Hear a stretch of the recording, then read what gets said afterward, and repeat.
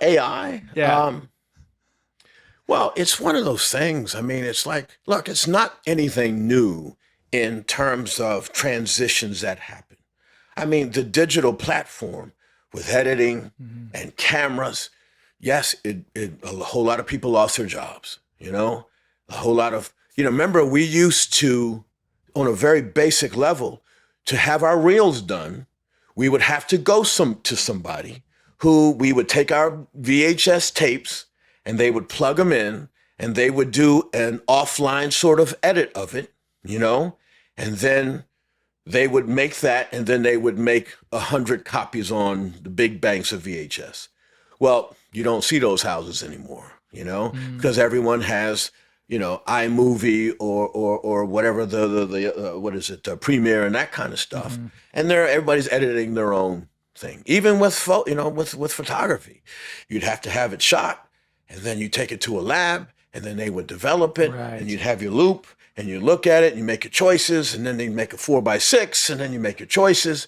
Now, you shoot a trillion of them, Yeah. you know, and you can go through and edit them. And get on Photoshop and do. I remember I had to do one photo kind of editing of a picture I had done, and it was literally a painting. I mean, the guy took it and painted on the image, which is like Photoshop. Mm. But now it's all digital. So that has happened already.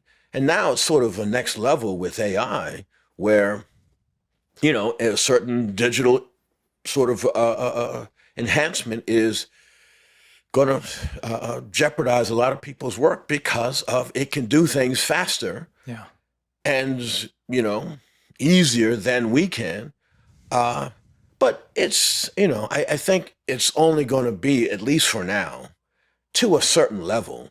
Because yes, it can. And someone said it was a very interesting quote about it's kind of plagiarism. Yes, it can write a script, but it's only using what it can access to on the internet.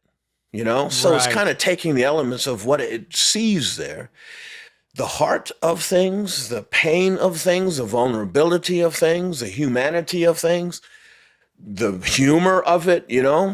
I, I don't know at this point it's not that's not going to be at risk. Writers will always be needed in that way, you know.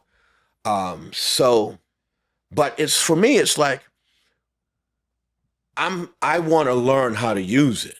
I always say I don't want to be like my mom, who I love you, mom. You're wonderful. Is that you? I love you, mom. Right?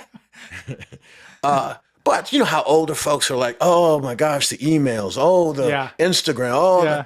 what is this thing? I don't want to be that You guy. don't want to be that Yeah, guy. so it's like because also AI, it's going to make so many things. It's a great editor. I'll write something, and I'm like, well, let me plug it in, and I'm not going to be okay with all of it. It gets a little wordy about some Yeah. stuff, but you might see one sentence. It's like, oh, okay, that's actually what I want to say right there. So there's at least on that level. Have you tried Chat GPT? Yeah. Sure. Yeah. And even with photos and stuff. But I understand. I mean, we do kind of have to have that fight now because uh, we don't know where it's going to be Mm. years from now because it's always exponentially growing. It's going to happen quick Oh, too. I Yeah. mean, we think us actors, we think we are not in jeopardy. Maybe not right now. 5 years from now, who knows? They're already talking about scanning images and using that, which quite honestly, I understand on a business sense why that's, at least for backgrounds, a good idea because you have control of the material. But they have to pay those people Right. like residuals. If you take my image and want to use it again and again and again, come on, how do you not compensate a person for that? Yeah. If not, then make up your own image, Right. which who knows, they'll probably start doing that too from composites of a lot of other people. We have to make a fight now and make a stand now because it's going to get to the point where they're going to be able to do things without us, you know? Um, that what was that uncommon valley effect that usually happens with digital humans where that look in the eye kind of doesn't look like there's a real person there, you know? They're gonna be able to cross that bridge soon. Because and even some of the CGI stuff I've seen, as cool as it is, like in Star Wars when they bring back some, I mean, it's really cool seeing some of it. But you're right, you can just tell that it's not a real. There's something missing. Literally like a soul or life missing from it. Yes, you know.